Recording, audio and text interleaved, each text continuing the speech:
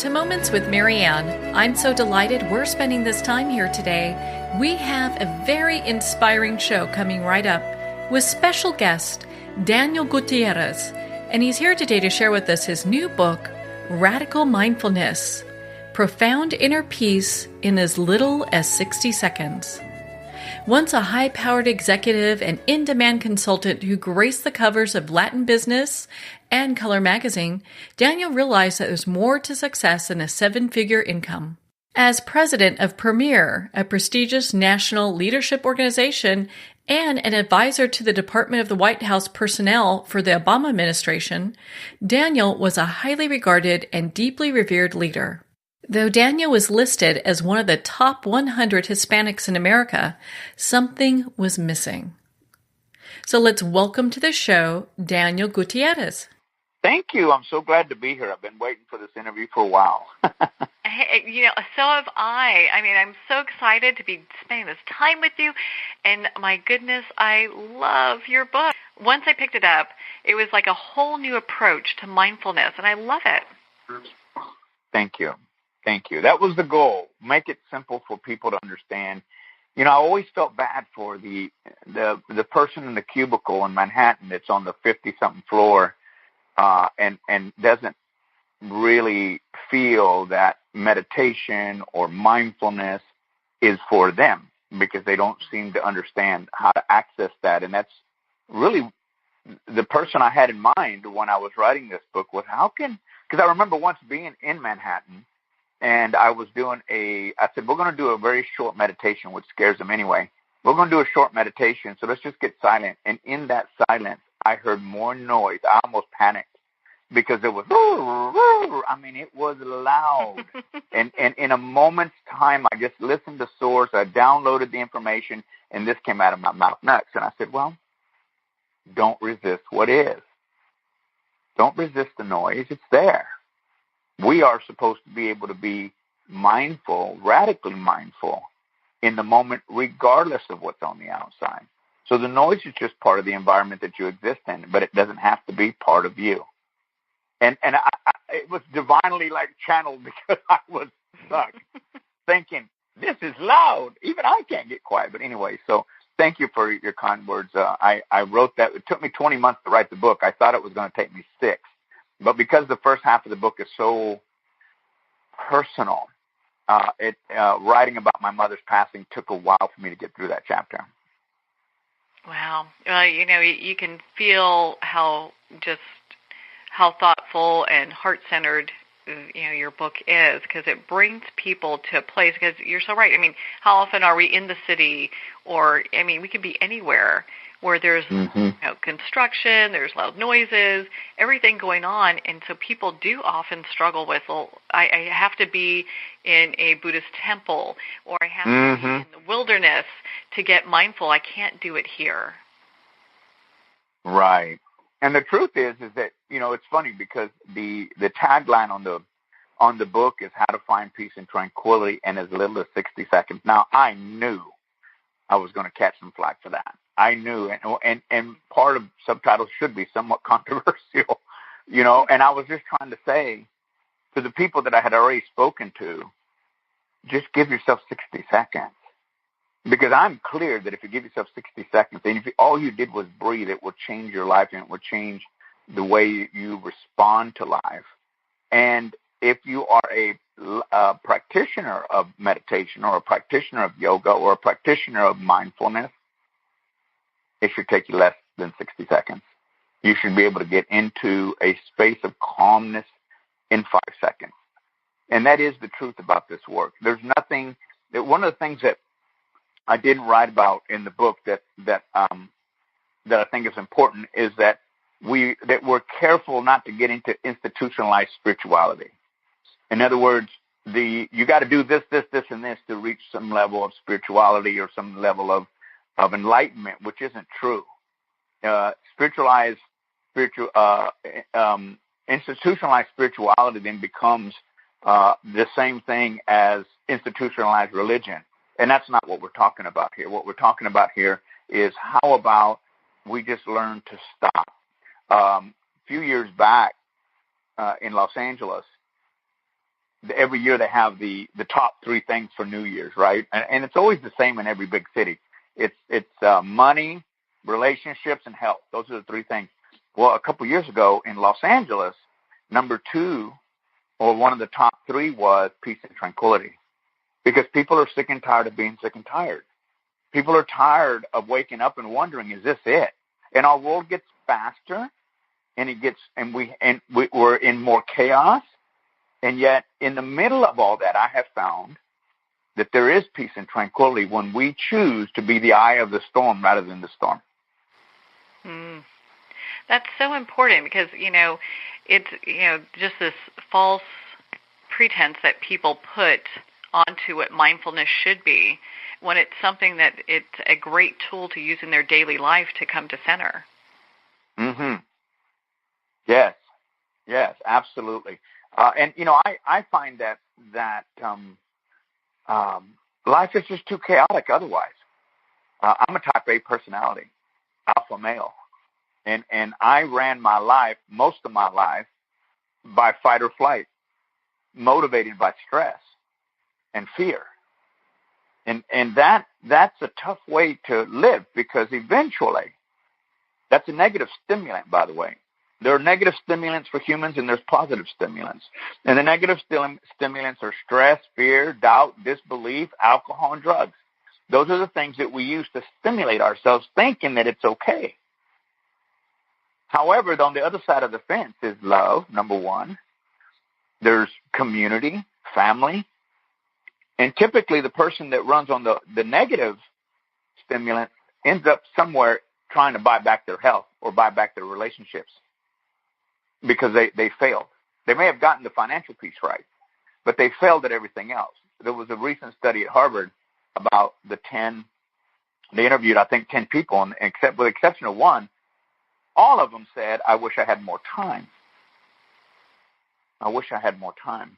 And so finding that peace and tranquility, I'm not suggesting that you have to do what I did. I did what I did because it was my path and my journey, so I can teach. However, taking that deep, it's so important for people just to realize that taking that deep breath is so important. And here's why. I'm not even going to tell you the company, but it's a big car company, a high luxury car company that I was working with. Not too long ago, I was doing a radical mindfulness training. And we walked outside because they wanted to show me the new $180,000 car they just took off the line. Of course, I don't even know why they showed it to me. I wasn't going to buy it, but it was nice to look at it. But as we walked outside the door of the building, is the first parking slot, there's a gentleman slunched over the steering wheel, asleep, passed out. And I said, my goodness, who's that? Oh, that's the CEO. Uh-oh.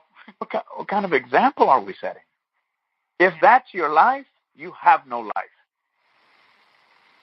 Yeah. That's just, it's interesting, just the path that different people take. But eventually, as you were saying, even when we get towards the end of our life, there are things that if we don't take time now to invest in, we're going to regret later. And yes. Your book, Radical Mindfulness, I really feel helps people get into a space where they can discover that for themselves. And was that part of maybe some of the inspiration behind writing this book? Well, there was a couple of things that inspired me to write this book. And one was the moment of realization I had about who and what I was, and I'll tell you that story in just a minute. And then the second one was the passing of my mother. And they're all interconnected. But if you can just imagine this, I'm going to paint a really pretty picture. So I'm in New York City.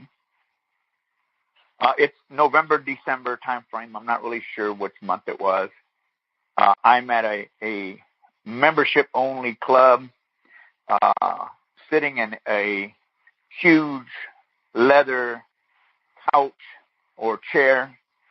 I'm wearing my custom-made suit and shoes, and I'm drinking a $250 shot of cognac, and I am thinking I am it. I am so full of myself, it's not even funny. On the outside, it's snowing, and these big, billowy snowflakes. I mean, it was the sexiest thing I've ever seen in my life. It's like almost like a part of It's a Wonderful Life. I mean, just watching this whole thing going on. But, I was looking at myself in the reflection, and all of a sudden I realized that I could see like a tear coming down one of my eyes on my cheek. And then I heard this voice that said, "Who are you? And what values did you sell to be where you're at right now?" That shocked me. Like, why in that moment, at the pinnacle of what I would call success, a little small-town boy from Midlothian, Texas, sitting high up in the who's who of Manhattan, and I get this question. Now, to kind of give you some context, I need to go back to the age of 17. The age of 17, I was a licensed Baptist minister. Most people don't know that. I was a licensed Baptist minister. Yeah, believe that. I studied, I studied the Bible, Hebrew, Greek. I mean, I was in. So that's another story. You can read that in my first book. but that's, I wanted to give you that context because that voice came from what happened to Danny Boy. What happened to that innocent little boy? And what values did you sell? Because the truth is that if you're in leadership, anywhere where you are in high-level leadership, sometimes you have to turn your head the other way and of things that don't necessarily are part of your value system, but you do it because you want to keep your position as a leader. And to give you a little bit of idea of why this was important to me is at the time that I was sitting there, I was an advisor to the Department of White House Personnel for President Obama. I was president of one of the most prestigious national organizations for C-suite level people in New York City. I was managing it from Los Angeles, going back and forth. And I was a very high-paid speaker, doing very well.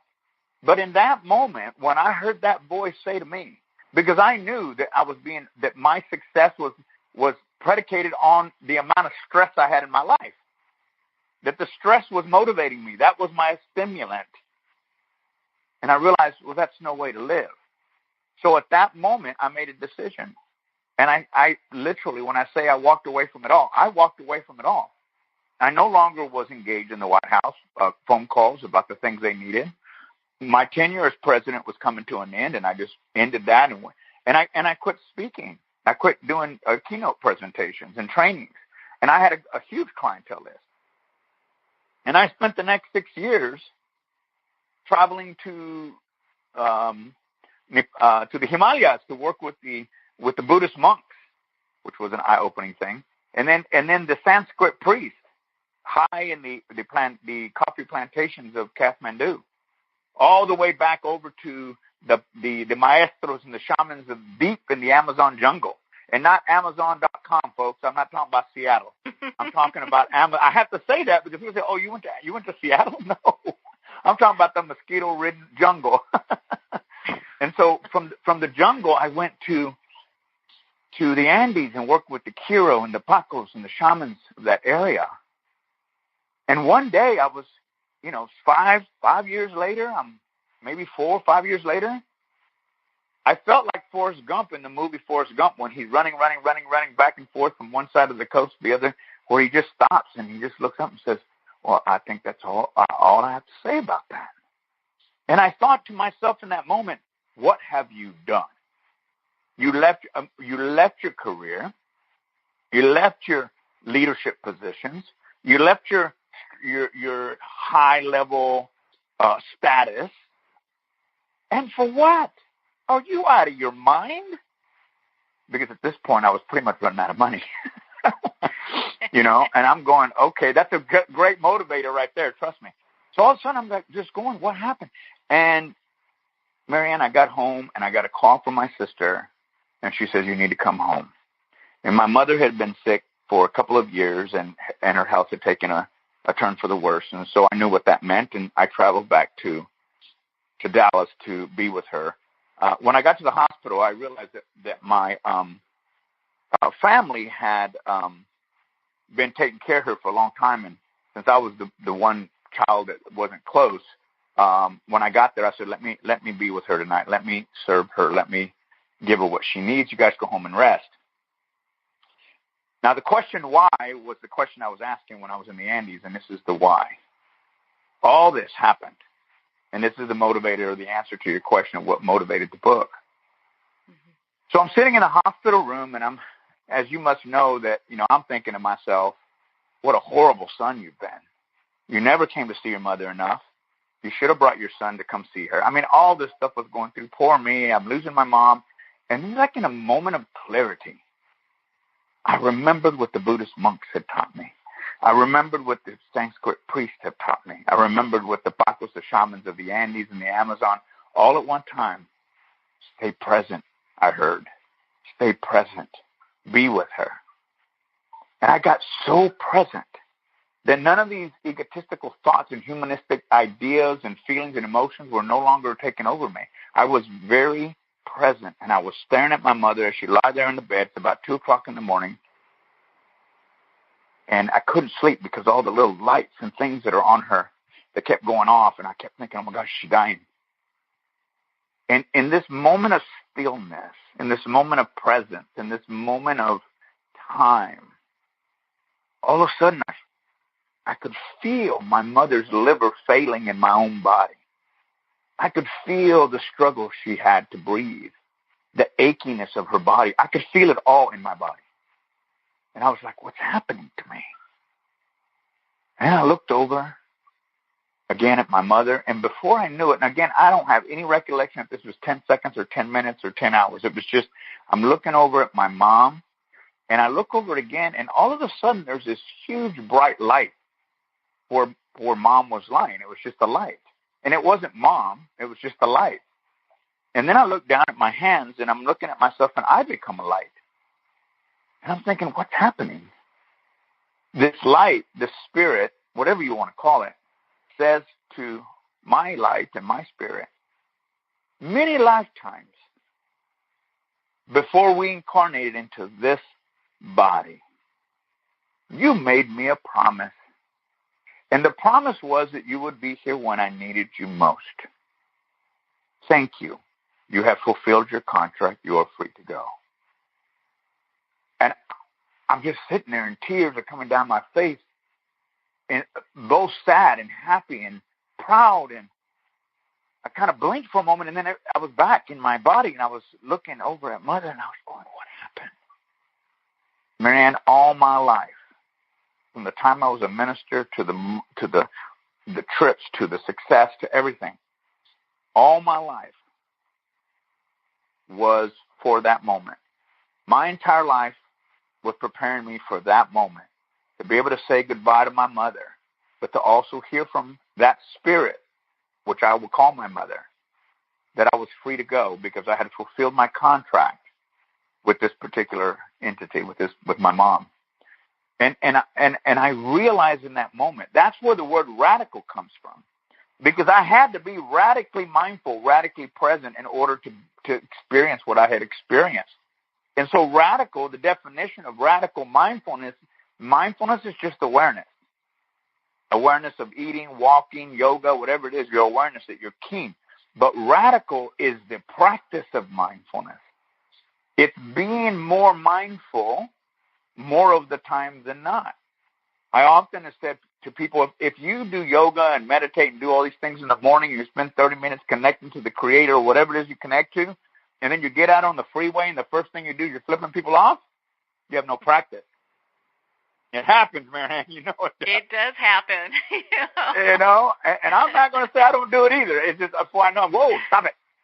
So what I'm saying is that's radical. That's the practice. And it can be in its most simple form. Because when we practice, that's why practice makes perfect, when we need it most, when our boss has said something that upsets us, or a coworker, or a significant other, or a wife, or whatever it may be, or a child, instead of reacting, which is not mindful, by the way, but taking a deep breath, or maybe using essential oils or whatever it is that gets you present, before you open your mouth will change your life. Not only will it change your life, it'll change your relationships and it'll change everything around you, because we have such a knee-jerk reaction to whatever happens to us rather than taking a deep breath. And so that's what the motivation of this book was. The motivation was I wanted to know who I was, and I wanted to know why I did it. why I left. And then I realized that being able to experience my mom's passing the way I did was the greatest gift I ever received. It was the most beautiful experience, and there's more to the story you can read about in the book that happened after that experience that I had with her in the hospital. And that's what motivated me to write the book, and it took me longer than I thought because it was sensitive in the beginning. But I just wanted people to know that we can, all of us, whether you're a 20-year veteran of mindfulness or meditation or yoga, we all can learn. We all have the capacity and the ability to better our practice. And if we don't have a practice, for those of you listening that maybe don't have a practice, 60 seconds. 60 seconds is all it takes. And I'm sure there's people out there, going, I wish you wouldn't be telling people that, but it's true because I've tested it. I've tested it in a business environment where they had no one I had 2 people out of 100 that even knew what meditation was or how to do it. And we did this 60-second meditation, laughter meditation, and a 60-second, being still. And they felt that change and that shift in their body. So I think when I say 60 seconds, it's because people are going, well, I can do anything for 60 seconds. But, not that long. Yeah, but for a lot of people, if they have a loud environment or the monkey mind, you hear often people say, well, I can't do that. My mind keeps going. Or, and your book really has it so that there are steps that people can walk themselves through that it is achievable. Yes, and they're simple. There's 5 practices and 6 steps. The practices I put in there because these were things I realized in order for me to really feel like that my centeredness, my radical mindfulness was genuine, authentic. I talk about the practice of connecting to essence and the practice of forgiveness, the practice of unconditional acceptance, the practice of celebrating life with gratitude and love, and the practice of integration, which I tell stories about my trips to the jungle, right? My trips all over the world in this time, because that's where I learned everything that I know. And it is simple. It's simple, but not easy. Why is it not easy? Because we're human. We can't accept simplicity. Well, on that note, we're going to pause here for a quick break. We've been speaking with Daniel Gutierrez in regards to his new book, Radical-Mindfulness, Profound Inner Peace in as little as 60 seconds. You've been listening to Moments with Marianne. We'll be right back after these messages.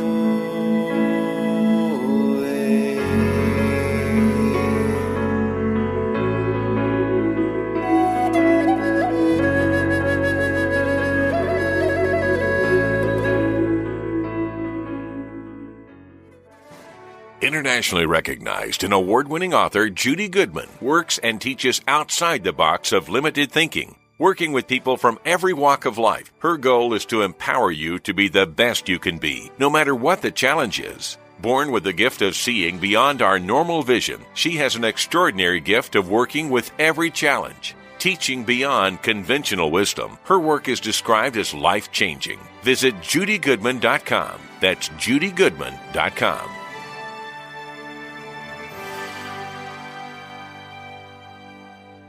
There comes a moment when you realize you're somewhere special, when you discover that each beautiful creature that you see has been rescued from a life of absolute horror and brought to this incredibly free place. Here's where their lives were forever changed and where yours will as well.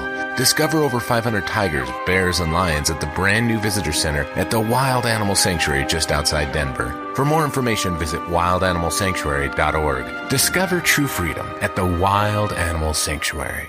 Have you ever had the sense that your thoughts might actually be doing something? Ancient secrets of manifesting have been masterfully revealed in the award-winning book Manifesting 1-2-3 by Ken Elliott. For the first time, the author's experiences and stories in this book describe exactly how your thoughts can create anything. You've been doing this all your life, but it's never been fully explained for you until now. Visit manifesting123.com for more information today. Manifesting123.com.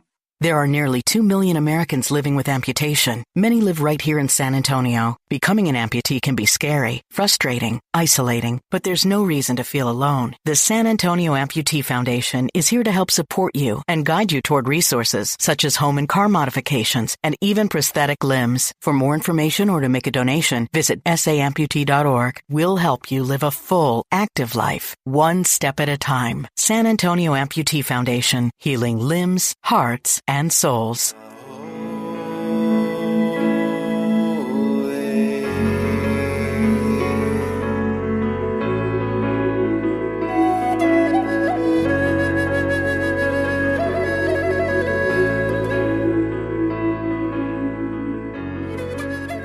Welcome back to Moments with Marianne. We're here today with special guest Daniel Gutierrez, and he's sharing with us his new book, Radical-Mindfulness, Profound Inner Peace in as little as 60 seconds.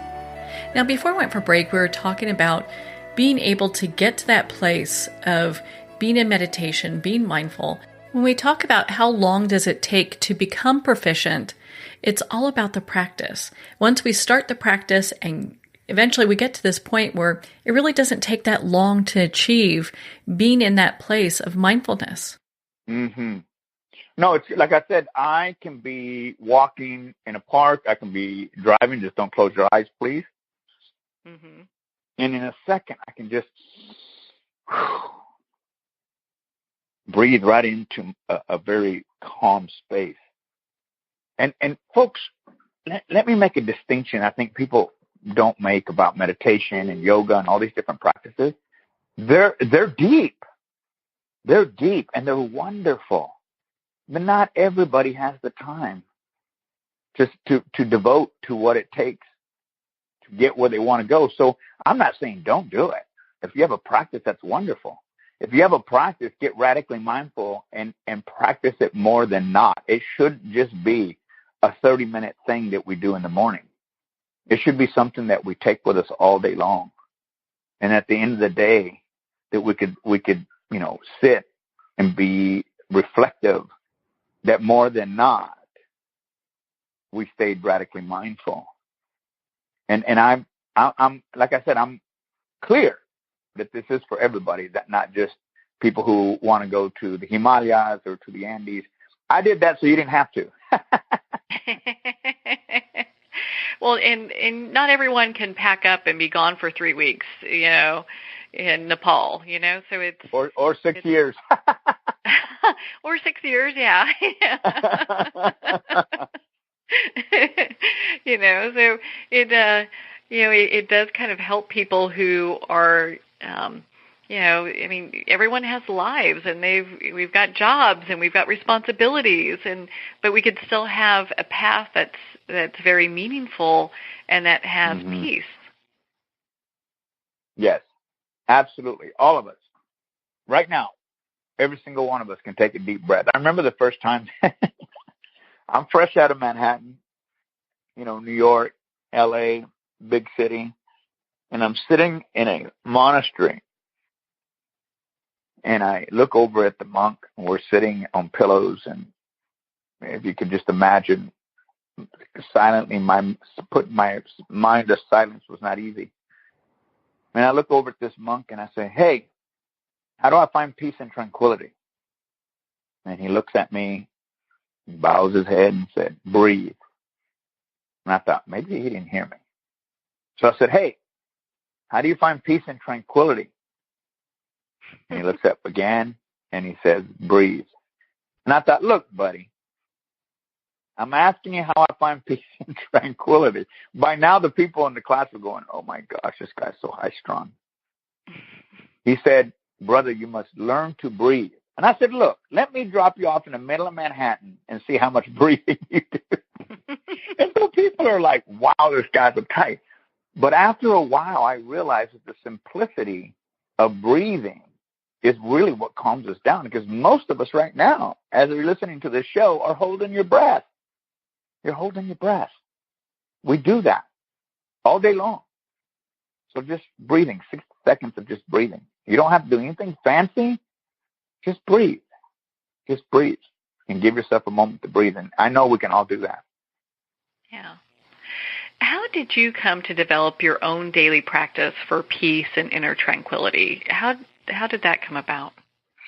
Well, as I said, as a licensed Baptist minister at the age of 17, I think I was always on a path of connectivity, connecting to something bigger than myself. And within that, I think I tried different practices, things. I just wanted to do things that worked for me. And but one of the things that, and I want to, if I have time, I'd love to go over these 6 steps that I have in the book. Do we have time for that? I won't elaborate on time for whatever you want to talk about, of course. Okay, good. So I want to go over this because nothing in our world is unique to us, just the uniqueness in our story. Everything that's been said across the ages has been said. So I'm not going to share with you anything that's rocket science here. I think I have a chapter that says this is not rocket science. But I'm going to share with you what I did because I realized that I'm just like a lot of you. Man, my mind will take off, and before you know it, I'm already in 2025. And I'm like, whoa, how'd I get there?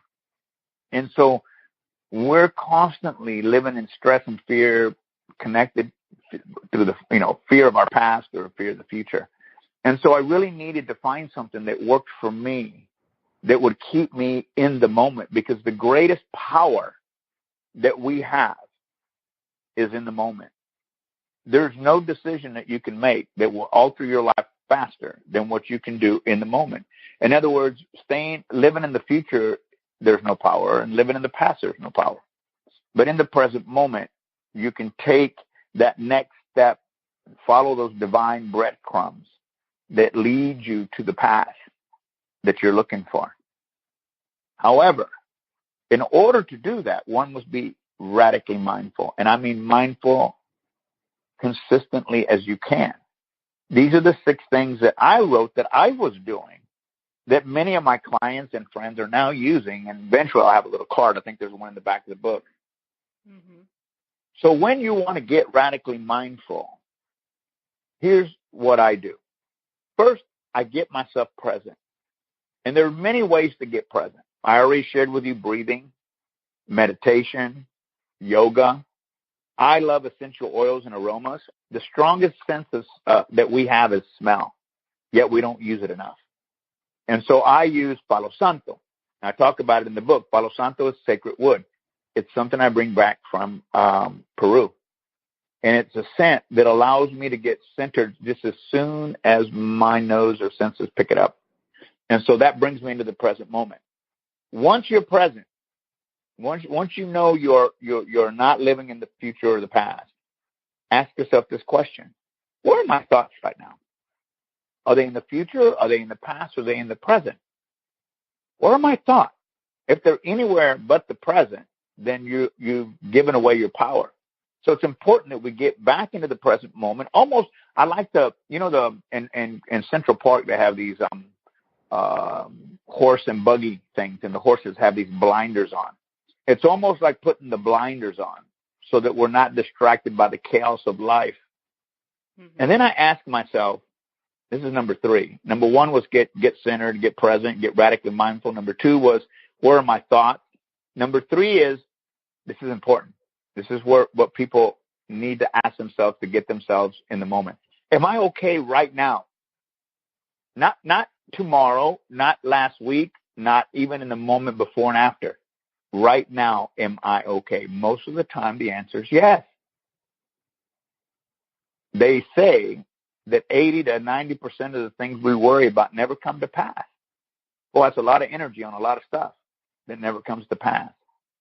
Once you ask yourself, am I okay right now? And you realize that you really are. Number 4, the question is, are the thoughts I'm currently having real? Have they ever been real? Well, the answer usually to that is no.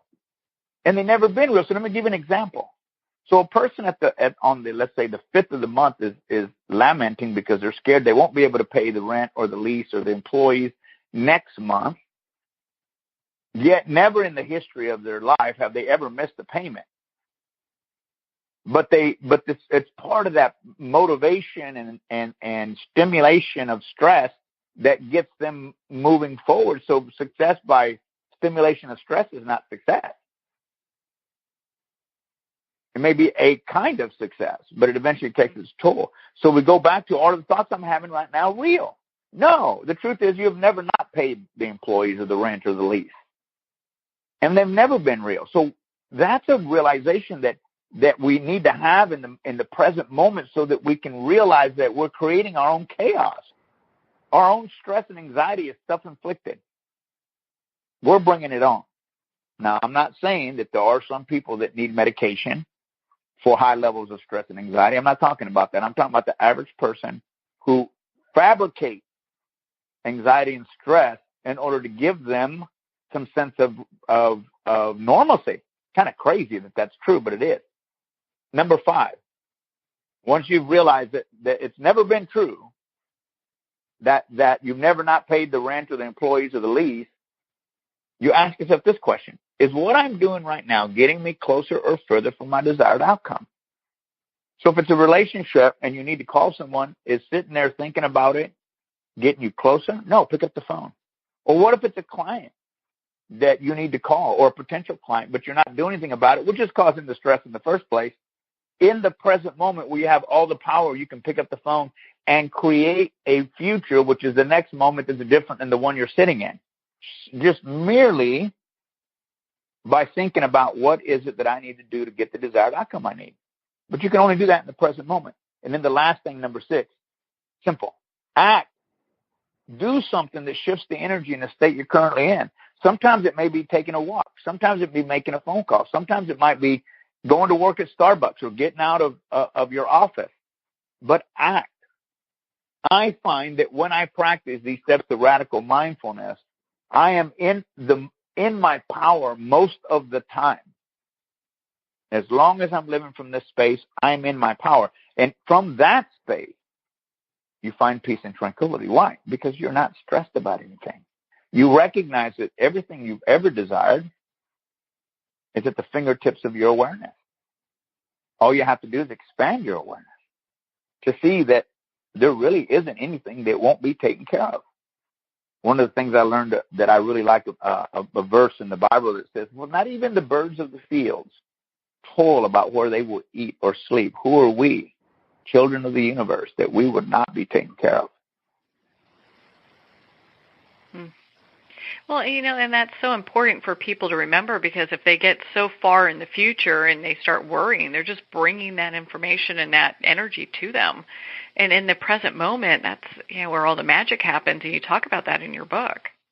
Yes. And it's so powerful once we get that. Once we really get that.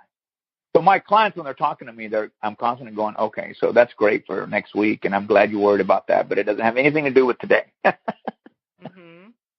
Can we stay here, in the right here, right now, and converse about things that make a difference in your life or business? Yes. Well, when we do that, think about let's talk about work. If you happen to have a job, the things that stress you out are things that you're making up about whether your boss or coworker will or will not do. That's kind of ridiculous, isn't it? Yeah. You're projecting something that isn't true, never has been true. When we can start to let go of that stuff, we don't have to go to the Himalayas. We don't have to go to Andes. We don't have to go to the jungle. You can just go inside your mind. I even have a product in the back of the book called the Little Red Recorder, which will be released later this year. It's been released, but we're still working on it. And I basically, what I did is I recorded hours and hours and hours of me in the jungle. You can hear the monkeys and the birds and the rain and the mosquitoes. And I recorded time in the Andes and everywhere I went. So we could create music, atmospheric and hemispheric music. It's done by Adam King. He's a composer. And he puts this music to these experiences I had. So you can actually listen to this music and these sounds of me in the jungle and experience the jungle without having to go to the jungle. I'm grateful for that, because I'm not into the big spiders and snakes. So I was like, Well, spiders, snakes, you name it. I was even outside once and I saw this most beautiful praying mantis. a praying mantis. I hadn't seen one since I was a kid. This one must have been 4, 5, 6 colors of the rainbow. And all I kept thinking was, it's pretty because it's dangerous. It's poison. Yeah, so I very quickly left. In the jungle. Yeah, it's true. Oh my goodness. Well, it's interesting because, when people go along their spiritual path, everyone's got their own path, but there are ways to go about it that, like you're saying, you don't have to be in the jungle.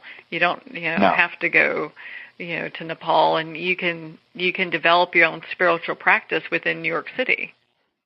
Yes, and you can develop your own spiritual practice in the chaos of life. Mm-hmm. Life is life. A good friend of mine, Michel Pascal, says, the ocean is not the ocean without waves, and nor is life without problems. It is in our problems and in chaos that we find our peace and tranquility. Doesn't mean that stuff's not going to happen. Anyone who tells you that, run the opposite direction. Life is life. Stuff's going to happen. You're going to go outside and have a flat tire. You're going to be late at the airport. It just happens. But how you see that and how you respond to that is on you. Doesn't mean you didn't miss the flight. It just means if you missed the flight, you missed the flight. That's it. Don't need to make anything else about it. Maybe you should have got up earlier. But and how you respond is a different it's a different way of being as opposed to reacting. Yes, it is. And that's kind of the whole point about all this is that we have so much more power. You said something a minute ago that's so true.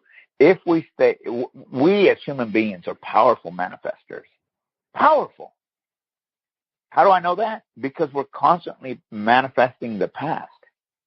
Think about it. You ever heard someone say, I keep seem to attracting the same guy or girl?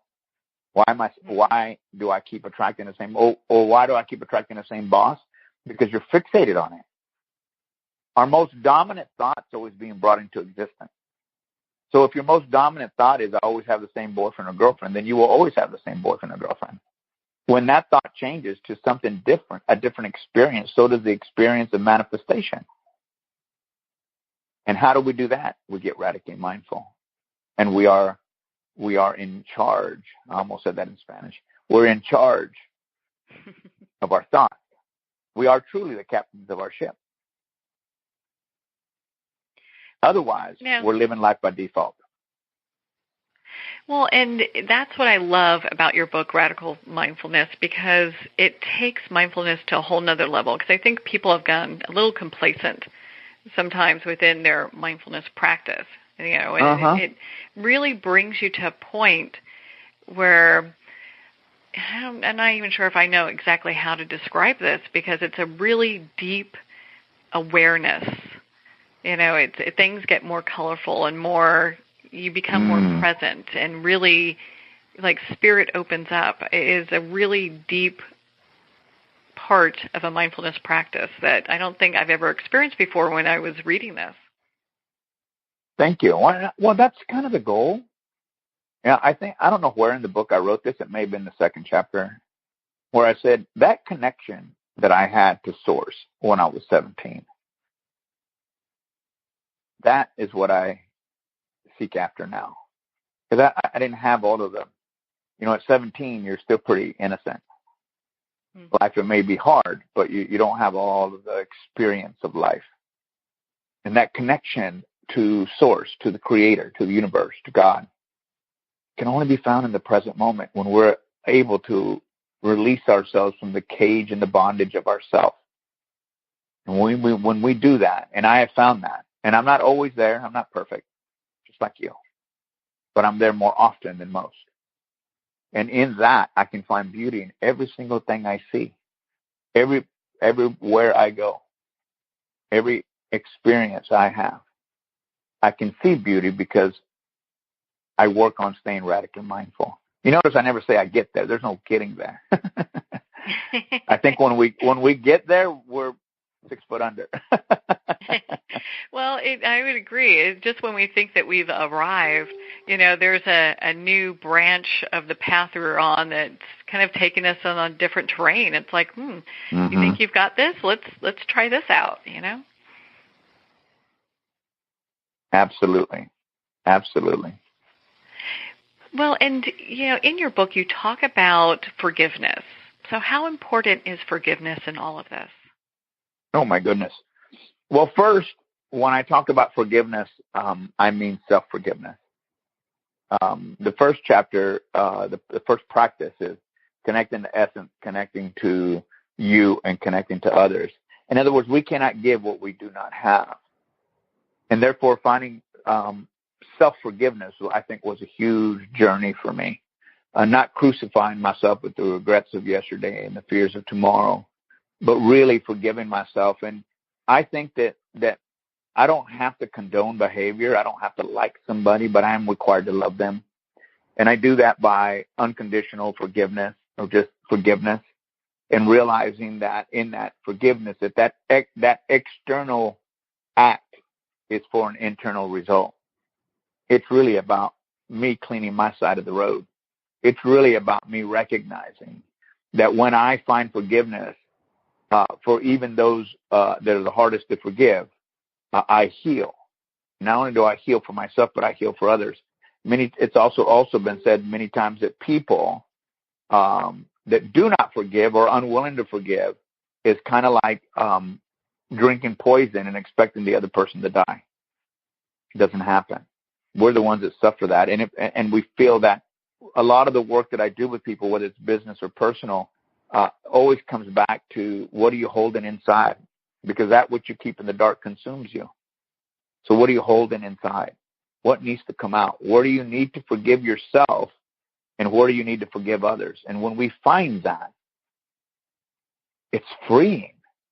And it's a constant practice because we're human. We're human. And we're egotistical. And sometimes can be self-serving. Well, that's to be human. But also to be human is to find compassion and forgiveness and acceptance. So it's very important. All of the practices that I put in there are because I found my way to where I'm at today through those practices. Mm-hmm. And this is where the journey has taken you. I know that you work with a lot of different corporations and companies and, top executives. What are some of the top topics that they have you come out to train on? Well, I typically, there's different levels of training. My basic training is usually for employees to teach them the 60-second meditation, teach them about meditation, the basics of mindfulness and radical mindfulness. When you get into higher levels, I remember sitting with the president of HSBC North America a few years back, and he didn't ask me, how do I increase the bottom line? He didn't ask me, how do I manage my people better? What he asked me was something I thought was very telltale about high-level leaders. He asked me, how do I become a better leader? That is personal. And so when I'm working with higher-level management, then we're looking at how do I become a mindful leader? How do I become a leader of this century? How do I open my mind? Because I think that high-level leaders, I don't believe that they don't want us to have mindfulness in the workplace. Millennials have pushed that in our culture, and I'm glad they did. They're pushing yoga. They're pushing everything because they want that, and they don't want the stress that we've experienced, the baby boomers experienced. And so they're pushing that agenda. And I don't believe that the managers and the CEOs and CFOs and C-suite level don't want that. I think they're scared that is a sign of weakness, and it's not. It's actually a sign of power. And so my work, depending on the level of person that I'm dealing with in a corporation, may change because the way they see life is different. But the one I like the most is coming in and working with the employees. I like working with the high-level senior staff as well, but working with the average person, because there are studies out there that have shown Target and Aetna, who have mindful practices throughout the day for their employees to participate in, have shown that these employees have measured a 20% increase in productivity by just being given the opportunity to go meditate during the day, or to have silence during the day, or to listen to a meditation during the day. Well, I know, having been in corporate and business for a long time, that most big companies, a Fortune 100, a Fortune 200, if they see a 3 to 5% increase in the bottom line, they're excited. But if you can find 20% increase in productivity from your employees because you're giving them a little bit of space and time. As a matter of fact, the numbers from the Pew that came out, I'm not sure how long ago it was, but show that the losses of income due to lack of productivity is bigger than the loss of income to people calling in sick. I think we're focusing on the wrong thing. Yeah, for sure. Well, it's just interesting where, these different corporations and these leaders, how they're turning to you to look for that guidance to help them move them along their own path. Well, I think in today's world, leaders can't keep doing what they used to do, browbeating people and yelling at people and motivating them by stress and fear. Just doesn't work anymore. Yeah. It just doesn't work. And so we have to find ways. Big companies on Wall Street, like Goldman Sachs, reported in the New York Times a couple of years ago or a year ago that they were having a hard time hiring millennials. Well, I could imagine so. You're one of the most, longest financial institutions in the world, and still hold on to those old institutional ideas. Well, we've got to find ways to this century and to bring in people the opportunity to find folks. We're only give them 60 seconds. For goodness sake, that ain't going to kill you. Give them 5 minutes. 5 minutes to get a 20% increase in productivity. I don't know. If you're in the way of the dollars of the boardroom and the shareholders because you fear something you don't know anything about, you may be the one that's replaced. Yeah, it's interesting. I think a lot of leaders now, they don't want to rule that way. They don't want to be seen that way. They want to have a more, empowering life for themselves as well. Oh, absolutely. Absolutely.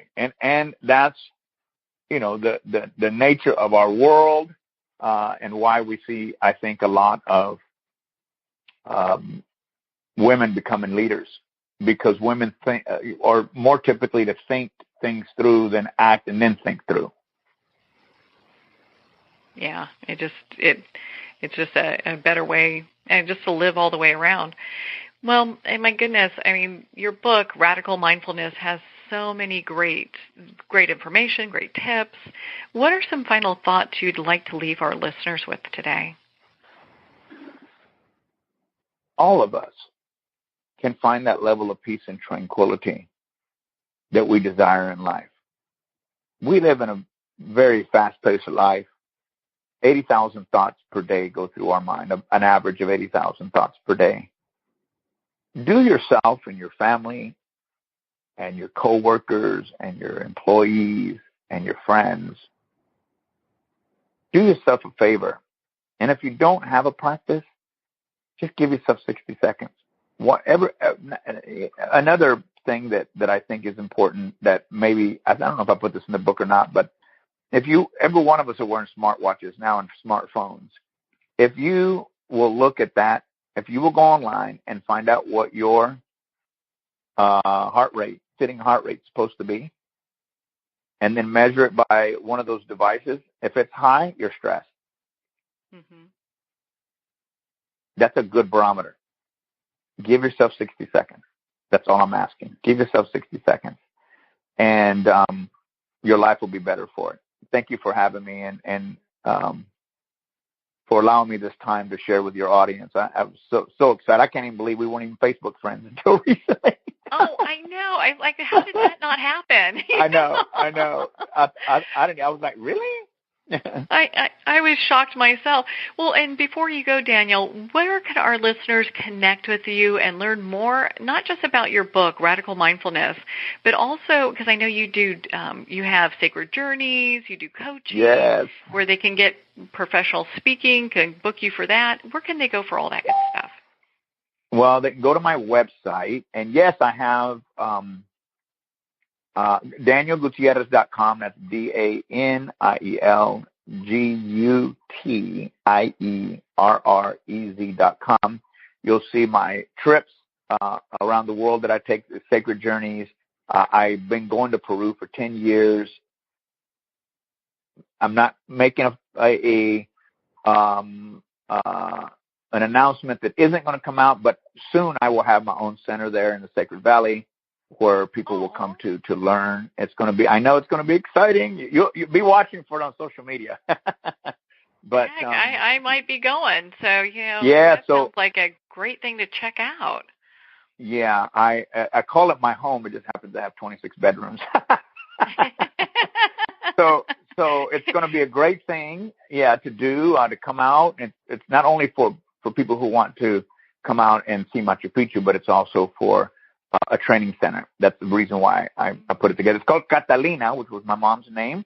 El Centro de Amor, Paz y Tranquilidad, which means the center of love, peace, and tranquility. So come out to my website. You'll see, you can book time with me. You can, and I call everybody myself. You don't get one of my staff or anyone I call. And thank you again for helping me promote the book, and thank you for giving me an opportunity to address your audience. Well, thank you, Daniel. It's been such an honor to spend this time with you, and of course to talk about your new book, Radical Mindfulness. Again, if you'd like to connect with Daniel and learn more about his book, you can at his website, daniel-gutierrez.com, and we'll have the link below. Again, Radical Mindfulness is available at Amazon, Barnes & Noble, and all indie retailers. If they don't have it on the shelf, ask for them to order it. Well, we're at the end of our time today. I would like to thank everyone for tuning in. You're listening to Moments with Marianne. And remember, make every moment count.